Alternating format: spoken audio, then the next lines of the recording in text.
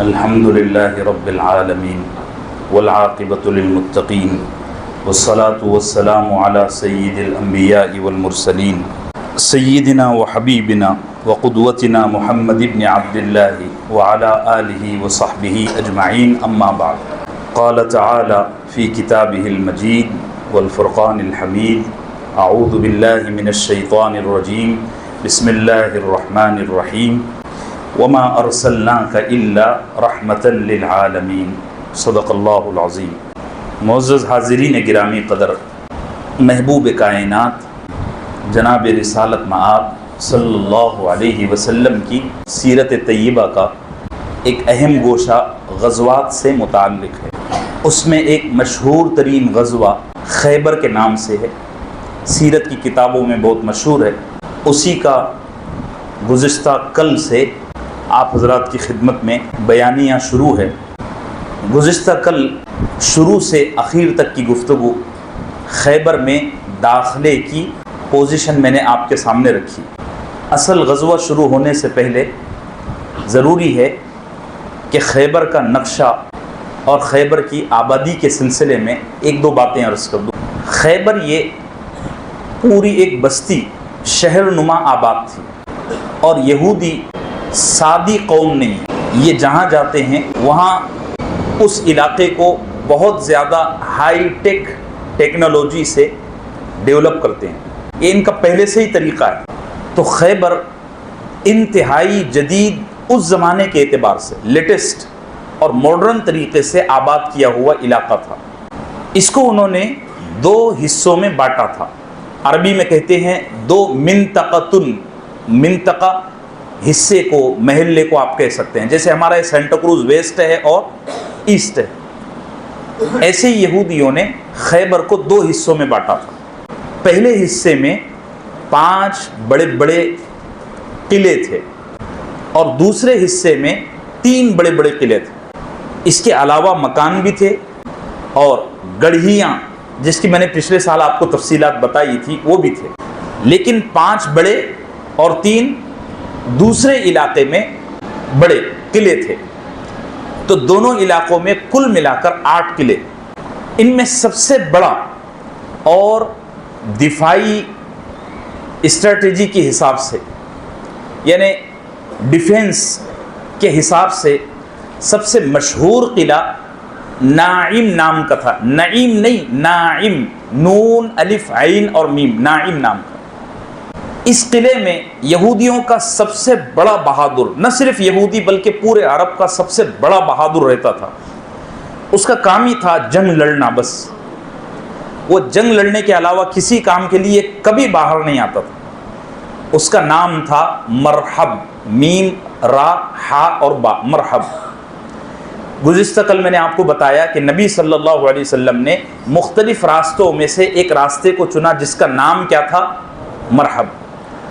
اسی کے نام پر وہ راستہ تھا، تو اتنا نامی گرامی آدمی تھا۔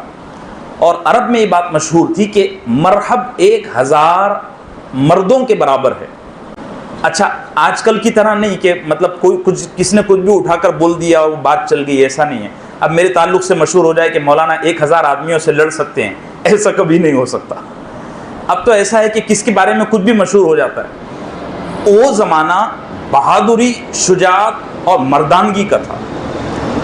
تو 1000 آدمیوں کے برابر ہونے کا مطلب یہ ہوتا تھا کہ اس نے واقعتاً 1000 لوگوں کا میدان جنگ میں مقابلہ کیا ہے، یہ ریالٹی ہوتی تھی۔ تو یہ مرحب ناعم نام کے قلعے میں رہتا تھا۔ نبی صلی اللہ علیہ وسلم نے حضرت سیدنا علی ابن ابی طالب رضی اللہ عنہ کے ہاتھ میں میدان جنگ کا جھنڈا دیا اور تمام اصول بتائے، اور آخر میں بتایا، فرمایا کہ جب بستی میں داخل ہونا تو پہلے اسلام کی دعوت دینا، اور فرمایا یا علی فواللہ لئن یہدی اللہ بک رجلا واحدا خیر لک من حمر النعم۔ علی، تیرے ذریعے اللہ ایک آدمی کو ہدایت دے دے، یہ تیرے لیے سرخ اونٹوں سے افضل ہے۔ تو پہلے اسلام کی دعوت دینا، فوراً حملہ مت کر دینا، یہ اصول بھی ہے، دستور ہے اسلام کا۔ چنانچہ حضرت علی رضی اللہ عنہ گئے اور اندر انٹر ہوتے ہی سب سے پہلے ان کا فیس ہوا نائم نام کے قلعے سے جس میں مرحب تھا۔ حضرت علی کرم اللہ وجہہ نے اپنے معمول کے مطابق اسلام کی دعوت دی۔ جو اس دعوت والا جو عمل ہے مختصر عمل ہے، اس میں تفصیل نہیں ہوتی۔ ہم یہ جو درس و تدریس کرتے ہیں اس میں بال کی کھال نکالی جاتی ہے۔ دعوت میں موٹی موٹی باتیں بولو، بس لا الہ الا اللہ محمد الرسول اللہ، بس یہ دعوت ہو گئی۔ تو دعوت دی اسلام کی، کچھ جنگی احکامات بتائے، جو تفصیلات تھیں مختصر بتائی۔ ابھی سیدنا علی ابن ابی طالب بیان کر رہے تھے کہ للکارتے ہوئے اور پھنکارتے ہوئے قلعے سے مرحب نکلا۔ اس کے باہر نکلنے کی جو ہیبت تھی اس کو دیکھ کر صحابہ لرز گئے، اور خود اس کے اپنے بندے بھی اس کو دیکھ نہیں سکتے تھے۔ جیسے اب ہمارے شہر میں کوئی بڑا آدمی ہے، سب کو معلوم ہے کہ بڑا آدمی ہے، باہر ملکوں میں جاؤ بولو کہ بامبے سے آیا ہوں تو سب سے پہلے وہ پوچھتے ہیں آپ نے اس کو دیکھا؟ ارے بھائی اس کو دیکھنا آسان نہیں ہے، اگر اس کے پڑوس میں بھی رہتے ہیں تو آسان نہیں ہے اس کو دیکھنا۔ ایسے ہی مرحب تھا۔ مرحب کو مدینہ اور خیبر کے لوگ بھی دیکھ نہیں سکے تھے، وہ جنگ میں ہی نکلتا تھا۔ تو وہ اپنے قلعے سے باہر نکلا اور اس نے شعر کہے۔ عرب میں یہ دستور تھا کہ جنگ شروع ہونے سے پہلے ہر جنگجو خود اپنی شان میں قصیدہ پڑھتا تھا کہ میں یہ ہوں، میں وہ ہوں، میں یہ کر سکتا ہوں۔ ہمارے یہاں بھی ہوتا ہے، ہم باتیں شروع کرتے ہیں جب جھگڑا ہو، تو مجھے جانتا نہیں ہے، یہاں سے بات شروع ہوتی ہے۔ تو اس نے یہ بولنا شروع کیا، مرحب نے۔ نبی کریم صلی اللہ علیہ وسلم نے کسی کو حکم نہیں دیا تھا کہ آپ چلے جاؤ مقابلے کے لیے، لیکن ایک صحابی ہیں حضرت سیدنا عامر ابن اقوا، سب کہہ دو رضی اللہ عنہ، یہ آگے بڑھے۔ یہ تھے تو دبلے پتلے لیکن بہت پھرتیلے تھے۔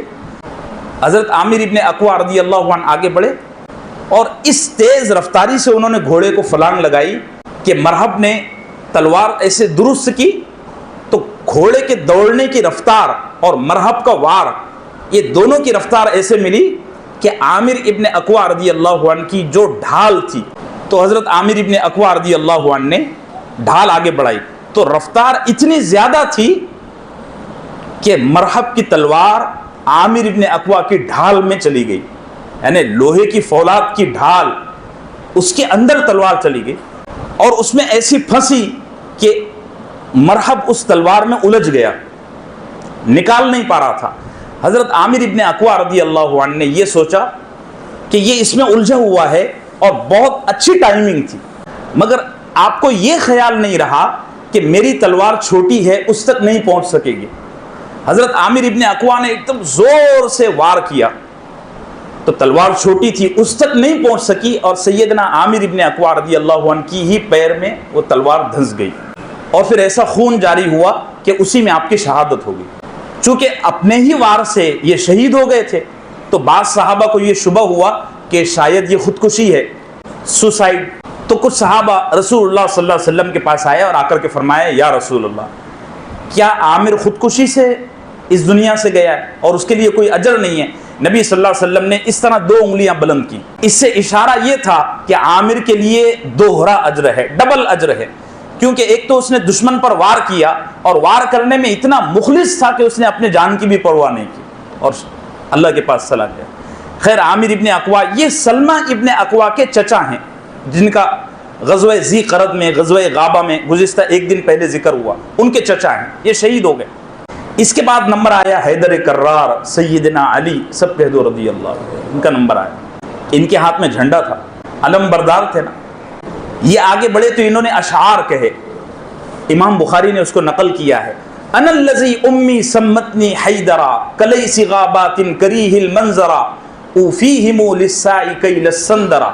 یہ خوفناک اشعار کہے اور فرمایا انا الذی امی سمتنی حیدرا، میں وہ ہوں کہ جس کی ماں نے اس کا نام ہی حیدر رکھا ہے، اسی لیے حضرت علی کا لقب ہے حیدر کرار۔ ایک شیر ہوتا ہے شیر ببر، جس کی یہاں بڑے بڑے بال ہوتے ہیں اور وہ جب جنگل میں دہاڑتا ہے یا کسی پر حملہ آور ہوتا ہے تو بڑا خوفناک منظر بنتا ہے۔ تو حضرت علی رضی اللہ عنہ کی جو امی جان تھیں، انہوں نے پیدائشی طور پر حضرت علی کا نام ہی حیدر رکھا تھا کہ اللہ نے ایسی ہیبت اور ایسا روب اور ایسا دبدبہ دیا تھا کہ جب یہ لڑنے بھیڑنے پر آ جاتے، ایک تو تھے اہل بیت، تو ایسی ہیبت، انہوں نے یہ اشعار کہے اور مرحب چونکہ اونچا تڑنگا آدمی تھا مرحب نے نیچ اور حضرت سیدنا علی رضی اللہ عنہ خچر پر سوار تھے، گھوڑے کے چھوٹی سائز کا خچر ہوتا ہے، اور حضرت سیدنا علی کا قد بھی تھوڑا چھوٹا تھا، تو اس کو دیکھنے کے لیے جھکنا پڑا۔ اتنی دیر میں سیدنا علی رضی اللہ عنہ نے اشعار کہتے ہوئے جو وار کیا، تو اتنا بڑا بہادر تصور نہیں کر سکتے تھے عرب اس زمانے میں بھی۔ ایک وار میں مرحب کا سر یہاں سے پھٹا اور یہ پورا حصہ الگ ہو گیا۔ انا الذی امی سمتنی حیدرا کلیس غابات کریہ المنظرا۔ جب مرحب نکل گیا تو یہ تو فاسٹ بولر تھا نا ٹیم کا، ان کی طرف سے، اور وہ بولر آؤٹ نہیں ہوتا ہے لیکن وہ آؤٹ ہو گیا، بولر ہی آؤٹ ہو گیا۔ تو پھر عام میدان میں جنگ چھڑ گئی اور بہت ٹکراؤ ہوا۔ امام ابن اسحاق جو سیرت کے سب سے بڑے امام ہیں اور سیرت پر انہوں نے سب سے پہلے کتاب لکھی ہے، وہ فرماتے ہیں کہ یہ جنگ کئی دن چلی، اور یہ بات طے ہے، یقینی ہے کہ اس جنگ میں، اس غزوے میں خیبر کا یہ جو سب سے خطرناک قلعہ تھا، قلعہ نائم، اس میں سب سے پہلے انٹر ہونے والے سیدنا علی ابن ابی طالب رضی اللہ عنہ، آپ ہی داخل ہوئے۔ اچھا، لڑتے لڑتے جب آپ قلعے کے دیوار سے پہنچ گئے تو قلعے کی چھت سے ایک یہودی نے حضرت علی رضی اللہ عنہ سے پوچھا، تم کون ہو؟ تو علی رضی اللہ عنہ نے فرمایا، میں ابو طالب کا بیٹا علی ہوں۔ تو وہ کہنے لگا، قسم ہے موسیٰ کے اس رب کی جس نے تورات نازل کیا، آج تم کامیاب ہو گئے۔ یہ کہہ کر وہ نیچے گیا، اور یہودی ہونے کے باوجود وہ حضرت سیدنا علی رضی اللہ عنہ کے سامنے سر جھکا کر کھڑا ہو گیا۔ جنگ اور زور پکڑ گئی، حالانکہ صحابہ دھیرے دھیرے کر کے قلعے کے اندر داخل ہو گئے تھے، لیکن باہر پھر بھی جنگ چل رہی تھی۔ قلعے میں کہیں دبک کر مرحب کا بھائی بیٹھا ہوا تھا، یاسر۔ اس کو پتا چلا کہ میرا بھائی شہید ہو گیا، مر گیا، فوت ہو گیا، شہید تو نہیں کہ مر گیا۔ تو یاسر باہر نکلا تو نبی صلی اللہ علیہ وسلم نے دیکھا، چونکہ وہ بھی جنگ کا ماہر تھا، اگرچہ کہ مرحب کے لیول کا نہیں تھا لیکن ماہر تھا، تو نبی صلی اللہ علیہ وسلم نے دیکھا کہ آس پاس کوئی نہیں ہے، ہر ایک اپنے اس میں لگا ہوا ہے، لڑ رہے ہیں۔ تو آپ کے پاس ایک کم سن صحابی حضرت سیدنا زبیر رضی اللہ عنہ کھڑے ہوئے تھے۔ آپ نے ان کی پشت کو سلایا، فرمایا جاؤ، یہ چیلنج کر رہا ہے، اس کو دیکھو۔ تو حضرت سیدنا زبیر رضی اللہ عنہ یاسر کے مقابلے کے لیے آگے بڑھے۔ تو یاسر تو بڑا ماہر تھا اور زبیر رضی اللہ عنہ کم سن بھی تھے، جنگ کے اتنے ماہر بھی نہیں تھے، بہت زیادہ جنگوں میں شرکت بھی نہیں کی تھی۔ ان کی امی حضرت صفیہ، ان کا دل پسیج گیا کہ کہیں میرا بیٹا بہت کم عمر میں اس دنیا سے نہ چلا جائے۔ ماں تو ماں ہوتی ہے، نبی کے ساتھ محبت اپنی جگہ، لیکن ماں ممتا بیدار ہو گئی۔ تو وہ میدان جنگ میں دور سے دوڑتے ہوئے آئی اور اس نے نبی صلی اللہ علیہ وسلم کے گھوڑے کے یا خچر کے پیر مبارک پکڑے اور رسول اللہ صلی اللہ علیہ وسلم کو اپنی طرف متوجہ کیا۔ فرمایا، یا رسول اللہ، کیا میرا بیٹا مر جائے گا؟ کیونکہ میرا بیٹا تو ماہر بھی نہیں ہے اور جس سے بھیڑ رہا ہے وہ بڑا ماہر ہے۔ نبی صلی اللہ علیہ وسلم نے فرمایا، تو دیکھ اس کا سر ابھی یہ گرائے گا۔ بس نبی صلی اللہ علیہ وسلم کا جملہ مکمل ہوا اور ادھر یاسر کا سر حضرت سیدنا زبیر رضی اللہ عنہ نے اڑایا۔ سب کہہ دو رضی اللہ عنہ۔ یہ جنگ اور بھی کئی دن چلی اور اس میں بڑی داستانیں ہیں، آپ اگر دیکھنا چاہیں تو سیرت کی کتابوں میں کئی ایسے واقعات ہیں۔ میں نے یہ جو مین پوائنٹ تھے وہ آپ کے سامنے رکھ دیا صحیح احادیث سے، جیسے بخاری مسلم ہے، ابن اسحاق کی سیرت ہے، اس سے جو چیزیں سامنے تھی وہ رکھ دیا۔ اتنی بات ہے کہ قلعہ نائم فتح کرنے میں کم سے کم 20-22 دن لگے، اس کو پوری طرح اپنے کنٹرول میں لینے کو 20-22 دن لگے۔ بعض روایتوں میں یہ بھی ہے کہ 1 مہینہ لگا، واللہ عالم، لیکن وقت لگا، آسانی سے چیز ہاتھ نہیں آئی۔ اور اس جنگ میں، اس غزوے میں، اس قلعے کو فتح کرنے میں یہودیوں کے کئی بڑے بڑے سردار سرغنے مارے گئے۔ وہ تو مرحب ایک جنگجو تھا اس لیے اس کا نام تاریخ میں ریکارڈ ہو گیا، باقی اور کئی ایسے مالدار تھے، رؤسا تھے، عمرا تھے، اور کئی ایسے بڑے بڑے بزنس مین تھے، بہادر تھے، جو اس میں دھڑا دھڑ اڑتے گئے، یہاں تک کہ جب یہودیوں نے دیکھ لیا کہ اب ہمارے ہاتھ سے یہ گیم نکل گیا ہے تو وہ دھیرے دھیرے اگلے قلعے کی طرف کھسکنے لگے، اور غالباً انہوں نے ایک قلعے سے دوسرے قلعے میں فرار ہونے کے واسطے سرنگیں بنائی ہوئی تھی، واللہ عالم۔ سیرت میں کئی چیز صراحت کے ساتھ نہیں ملتی ہے، لیکن جو منظر لگتا ہے اس سے یہی محسوس ہوتا ہے کہ ایک قلعے سے دوسرے قلعے میں جانے کے واسطے یہودیوں نے کوئی نہ کوئی سرنگ وغیرہ بنائی ہوگی۔ یہ قلعہ پوری طرح 20-22 دن کے بعد فتح ہوا۔ اس کے بعد جب یہ قلعہ فتح ہو گیا تو نبی صلی اللہ علیہ وسلم نے حکم دیا اب اگلے قلعے کا رخ کرو۔ جو بڑی آبادی تھی اس میں کل 5 قلعے تھے، ابھی ایک قلعہ فتح ہوا، نبی صلی اللہ علیہ وسلم نے اب دوسرے قلعے کا رخ فرمانے کا حکم دیا، جس کا نام تھا صعب ابن معاذ، صاد عین اور بے، صعب ابن معاذ، یہ قلعے کا نام تھا۔ نبی صلی اللہ علیہ وسلم نے صحابہ کو حکم دیا کہ تم حباب ابن منذر الانصاری کی قیادت میں، ان کی امارت میں اس قلعے پر حملہ کرو، اور نبی صلی اللہ علیہ وسلم بھی خود شریک تھے، لیکن آپ نے اس قلعے کو فتح کرنے کی کمانڈ دی تھی حباب رضی اللہ عنہ کو۔ یہ لشکر وہاں پہنچا اور قلعے کے بالکل قریب آ گیا،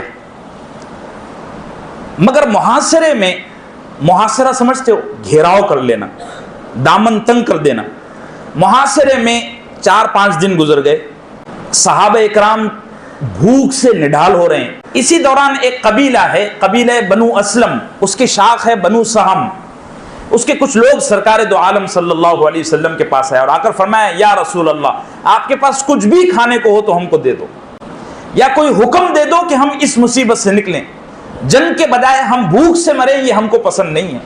تو نبی صلی اللہ علیہ وسلم نے فرمایا اگر تم کو بھوک کے بجائے کسی اور موت سے مرنا ہے تو یہ قلعہ تمہارے سامنے ہے۔ ان کو یہ حکم دیا اور اللہ کے سامنے گڑ گڑایا کہ اے اللہ، یہ بھوکے ہیں، پیادے ہیں، پریشان حال ہیں، کئی دن کا فاقہ گزر چکا ہے، ایک ایک نمک کی ڈلی بھی پاس کی ختم ہو گئی ہے، کھجور کی گٹلی بھی نہیں ہے، اللہ تو کوئی راہ نکال، کوئی راستہ نکال۔ ابھی رسول اللہ صلی اللہ علیہ وسلم دعا سے فارغ نہیں ہوئے تو بنو سہم جو ابھی آپ کے پاس آئے تھے شکایت لے کر، انہوں نے ایسا شدید حملہ کیا کہ شام ہونے سے پہلے پہلے یہ قلعہ فتح ہو گیا۔ اس قلعے میں کھانے کا سامان،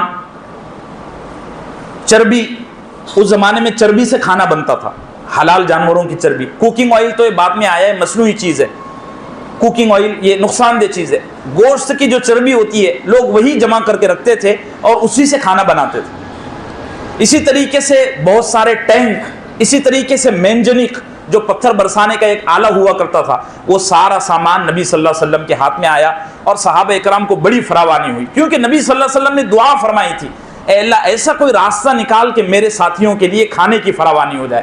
یہ دوسرا قلعہ یہ بھی فتح ہوا۔ اس کے بعد تیسرا قلعہ، قلعہ زبیر، نائم اور صعب، یہ دونوں قلعے فتح ہونے کے بعد نبی صلی اللہ علیہ وسلم اس قلعے کی طرف متوجہ ہوئے، اس کا آپ نے محاصرہ کیا۔ لیکن یہ جو قلعہ تھا یہ پہاڑ کی چوٹی پر واقع تھا اور اس تک پہنچنے کا راستہ ایسا تھا قدرتی کہ راستے سے صرف 2 لوگ گزر سکتے تھے، وہ بھی پیدل، گھوڑ سوار، اونٹ سوار کچھ نہیں، ایک تو اوپر اور دوسرا راستہ بہت تنگ، جانے کے لیے آسائش نہیں، راحت نہیں۔ نبی صلی اللہ علیہ وسلم نے فرمایا ایک کام کرتے ہیں، قلعے پر چڑھنے سے بہتر ہے کہ ہم اس قلعے کا گھیراؤ کریں۔ 1 دن ہو گیا، 2 دن ہو گیا، 3 دن ہو گیا، نبی صلی اللہ علیہ وسلم کو یہ چیز بڑی حیران کن لگی کہ کوئی یہودی باہر نہیں نکلتا، کسی بچے کے رونے کی آواز نہیں، کوئی بوڑھا کر رہا تھا نہیں، کوئی اس قلعے میں کوئی ہے بھی کہ نہیں۔ لیکن آپ کو یہ اطلاع مل گئی کہ اندر بہت زیادہ لوگ ہیں لیکن کھانے پینے کا ہول سیل میں انتظام ہے، کوئی فکر نہیں۔ تو آپ نے دعا فرمائی اللہ کوئی راستہ نکال۔ اللہ سے سچے دل سے مانگے جائے تو اللہ مدد کرتے ہیں، یہ بات یقینی ہے۔ تھوڑی دیر کے بعد میں ایک یہودی آیا، حالانکہ یہودیوں کے خلاف جنگ ہو رہی ہے، اور یہودی خود آیا، کہنے لگا او ابو القاسم، اگر تم یہاں 40 دن 50 دن 60 دن 70 دن بھی ٹھہرے رہے تو یہ قلعے میں محفوظ، یہودیوں کو کوئی فرق نہیں پڑتا، ان کے پاس کھانے کا اتنا سامان ہے، اس کا محاصرہ لڑنے کا کامیاب طریقہ نہیں ہے، تم کبھی ان کو باہر نہیں لا سکو گے، ایک راستہ ہے۔ وہ پورے صحابہ متوجہ ہوئے، نبی صلی اللہ علیہ وسلم میں متوجہ، وہ کیا؟ عام طور سے کوئی راز کوئی لیک کرتا تھا اس زمانے میں، بلکہ اب بھی، تو وہ کچھ مانگتا تھا۔ اب صحابہ کے نا دل چھوٹے ہو گئے کہ یہ کوئی بڑا راز بتا رہا ہے اور راز بتانے کی کوئی قیمت مانگے گا، ہمارے پاس تو پہلے ہی کھانے کو کچھ نہیں ہے۔ تو صحابہ فکر مند ہوئے، لیکن اس نے کہا میں تم سے کچھ مانگوں گا نہیں، کچھ لوں گا نہیں، لیکن تم سچے لوگ لگتے ہو اس لیے تم کو راز بتا رہا ہوں۔ راز یہ ہے کہ اس قلعے کے نچلے سطح پر، قلعہ تو چونکہ چوٹی پر واقع تھا، بالکل نچلے حصے پر پیچھے کی طرف ایک چشمہ ہے پانی کا۔